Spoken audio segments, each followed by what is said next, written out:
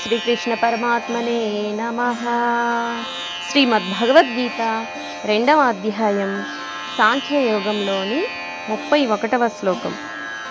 శ్రీ భగవానువాచ స్వధర్మమపి చావేక్ష్య న వికంపితుమర్హసి ధర్మ్యాద్ధియుద్ధాత్ శ్రేయోన్యత్ క్షత్రియస్య న విద్యతే. మరొకసారి స్వధర్మమపి చావేక్ష్య న వికంపితుమర్హసి ధర్మ్యాద్ధియుద్ధాత్ శ్రేయోన్యత్ క్షత్రియస్య న విద్యతే.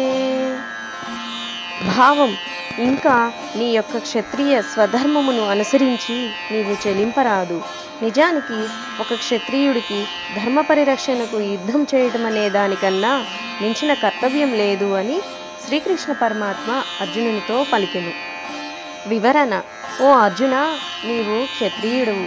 యుద్ధం చేయడం నీ ధర్మం. నీ ధర్మాన్ని నీవు నిర్వర్తించడానికి నీవు భయపడతావెందుకు? అసలు క్షత్రియుడికి భయం అంటే ఏమిటో తెలియదు. ఈ భయం నీకు ఎక్కడి నుండి దాపురించినది? క్షత్రియుడికి యుద్ధం చేయడమే పరమధర్మం. నీది క్షత్రియ ధర్మం. అధర్మం నుండి ప్రజలను రక్షించేవాడే క్షత్రియుడు. హింసతో కూడినది అని నీ ధర్మమైన యుద్ధం చేయకపోవడం తప్పు. నీవు క్షత్రియుడు కాబట్టి, నీ స్వధర్మం యుద్ధం కాబట్టి నీవు యుద్ధం చేయక తప్పదు. ఇది హింస కాదు. దీని వలన నీకు పాపం రాదు.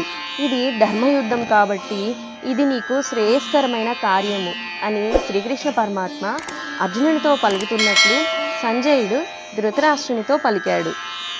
ఈ వీడియో నచ్చిన వారు తప్పకుండా సబ్స్క్రైబ్ చేయండి. పక్కనే ఉన్న గంట సింబల్ని నొక్కడం ద్వారా నేను చేసే వీడియోస్ నోటిఫికేషన్స్గా వస్తాయి. తప్పకుండా లైక్ చేయండి. తర్వాతి శ్లోకంతో మరో వీడియోలో కలుసుకుందాం. ధన్యవాదాలు.